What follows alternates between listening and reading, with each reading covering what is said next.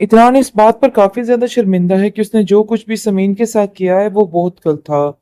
इसके लिए आप देखेंगे कि वो समीन के पास आता है और हाथ जोड़ के माफ़ी माँगता है, कहता है कि देखो समीन मुझे माफ़ कर दो। मैं यूँ ही यानी कि भटकता रहा और मुझे ऐसा लगता रहा कि तुमने ये सब कुछ किया है। लेकिन आज अगर मेरी आँखें ना खुलती तो मुझे बिल्कुल इस चीज़ का अंदाज़ा ना होता कि शाइला ही ये सब कुछ कर रही है।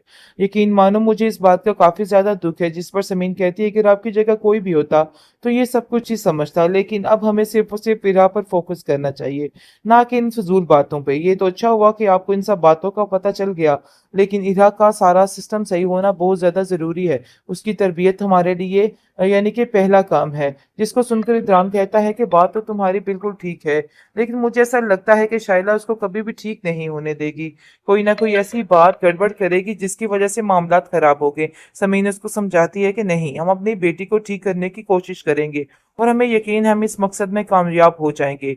लेकिन जब आप देखेंगे कि इरा इस बात को लेके काफ़ी ज़्यादा परेशान हो जाती है और कहती है कि मैं समझ नहीं पा रही कि मुझे क्या करना चाहिए और क्या नहीं करना चाहिए। ये सारी चीज़ें मेरी समझ से बाहर हो गई हैं, काश मुझे इन सब चीज़ों की समझ आ जाए। लेकिन इमरान उसको हौसला देता है और कहता है कि बेटा आपसे आपने पुप्पो की कोई बात नहीं सुननी है। वो आपको अच्छी बातें नहीं सिखा रही बल्कि आपको गलत बातें सिखाने की कोशिश कर रही हैं।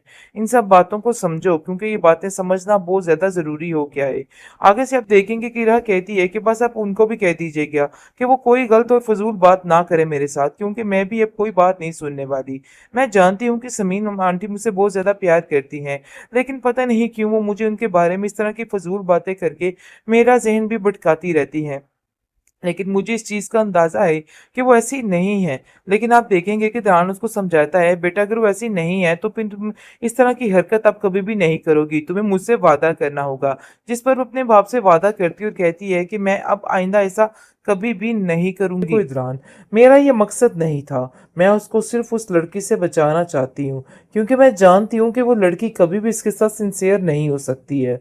और वैसे भी ये सारी बातें बहुत सोच समझ के करने वाली हैं।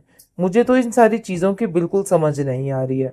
बहरहाल जी काफ़ी ज़्यादा परेशानी हो चुकी थी समीन के लिए, लेकिन अब माहौल काफ़ी ज़्यादा बेहतर हो चुका है और सारे मामला थम चुके हैं, क्योंकि वो जान चुकी है कि अब बाजी जो है पलट चुकी है और शाइला की सारी हकीकत इदरान के सामने आ गई और उसको पता चल चुका है कि इदरान बिल्कुल ठीक कह रहा था। आप देखेंगे कि शाइला कहती है कि मुझे तो समझ नहीं आ रही कि आखिर मेरी इस घर में औकात क्या है। ये लोग बार बार मुझे इस तरह की बातें करके फजूल हरकतें करके क्या नीचा दिखाना चाहते हैं। वो समीन को कहती है कि ये मत समझना कि तुम ये बाजी जीत चुकी हो। मैं तुम्हें किसी भी तरह से किसी भी हाल पर ये बाजी जीतने नहीं दूंगी। मैं तुम्हें बताऊंगी कि आखिर तुमने जो किया है उसकी सजा तुम्हें मिलकर ही रहेगी। बहुत ज्यादा समीन हैरान है इस बात पे कि द्रान उससे इस बात के लिए माफ़ी मांग लेगा और कहेगा कि जो हुआ सो हुआ। लेकिन मुझे इस बात का पूरा पूरा यकीन है कि समीन ऐसा कुछ नहीं कर सकती और जो कुछ भी हुआ है ना, वो सिर्फ और सिर्फ हमाकत थी, इसके अलावा और कुछ नहीं। अब वो काफ़ी ज़्यादा मुत्तमिन हो चुका है और कहता है कि बस अब चाहे जो भी हो, मुझे ये काम सोच समझ के करना है। ये सारी बातें अब बहुत ज़्यादा ज़रूरी हो चुकी हैं। उसकी टेंशन में मज़ीद इजाफ़ा हो गया कि उसकी बहन कैसे उसके साथ इतना बड़ा धोखा कर सकती है और उसका घर उजाड़ने की कोशिश कर सकती है। वो साफ साफ उसको वार्न कर देता है और कहता है कि देखो मेरी बात ज़हन में रखना, मैं किसी भी तरह से कोई ऐसी बात नहीं चाहता। आप कोई भी बात अगर ज़मीन के बारे में निकली तो मुझसे बुरा इस बात के लिए कोई नहीं होगा। मैं तुम्हें इस चीज़ के लिए कभी भी माफ़ नहीं कर सकता हूँ। आखिरकार इस किस्म की बाजी पलट चुकी है कि कुछ समझ नहीं आ रहा। लेकिन जैसा कि आपने देखा है कि ज़मीन की किस्मत ऐसे राह पे आ चुकी है कि अब जाकर अंदाज़ा हो जाएगा कि आखिर शाइला क्या अपने आप को समझ रही थी और क्या करना चाह रही थी। शाइला जो कि बड़ी ही चीज़ बन के बैठी हुई थी और तरह-तरह की बातें करके आइला का दिमाग बुरे तरीके से इरहा का दिमाग ख़राब करने की कोशिश कर रही थी और उसको बताने की कोशिश कर रही थी कि देखो, जो कुछ भी है तुम्हें अब अपनी माँ की बात नहीं सुननी और वैसे भी तुम्हें ये बहुत जल्द छोड़ के चली जाएगी। ये बात तुम अपने ज़हन में अच्छे तरीके से बिठा के रखो।